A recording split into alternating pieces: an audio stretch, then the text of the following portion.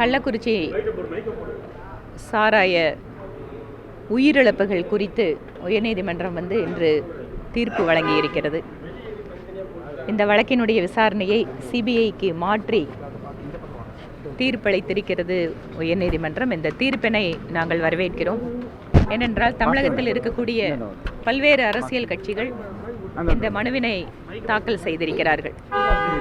அடிப்படையாக இதில் ஒரு விஷயம் என்ன பார்க்கணும் அப்படின்னா, ஆளுகின்ற அரசாங்கத்தின் மீது நம்பிக்கை இல்லாமல் எதிர்க்கட்சிகள் மக்களிடம் ஒரு பிரச்சனையை எடுத்து செல்வது என்பது ஒன்று.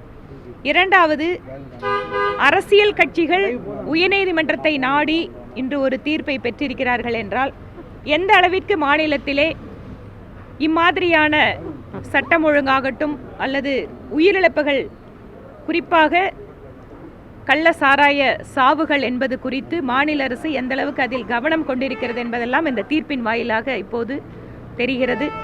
ஒட்டுமொத்தமாக தமிழக அரசு குறிப்பாக கள்ளசாராய விவகாரத்தில் எப்படி தோல்வியடைந்திருக்கிறது என்பது இந்த தீர்ப்பின் வாயிலாக தெரிய வருகிறது.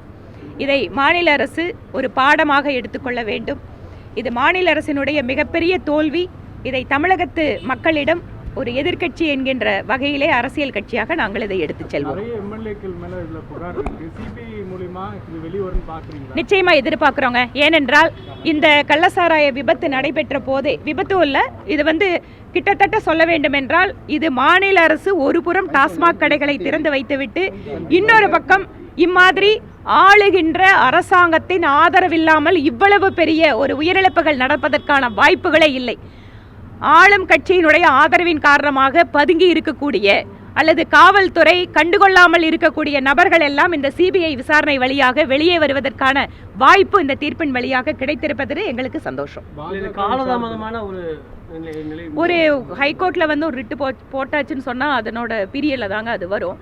அதனால கூட இந்த வழக்கை பொறுத்த வரைக்கும் அது விரைவாகவே இது எடுத்துக்கொள்ளப்பட்டிருக்கிறதா தான் நான் பார்க்குறேன். இல்லைன்னு சொன்னால் நார்மலாக ஒரு ரிட்டு போட்டோம்னா ஜட்ஜ்மெண்ட்டுக்கு ஒரு 2-3 வருஷத்துக்கு மேலே ஆயிடுது.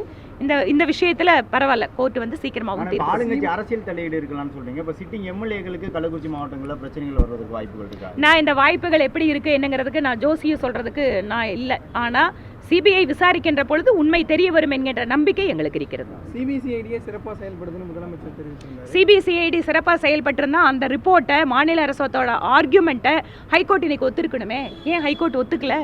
அப்போ மாநில அரசுக்கு இது எவ்வளவு பெரிய தோல்வி. மாநில அரசு இந்த விஷயத்தில் மக்களிடம் மன்னிப்பு கேட்க வேண்டும்.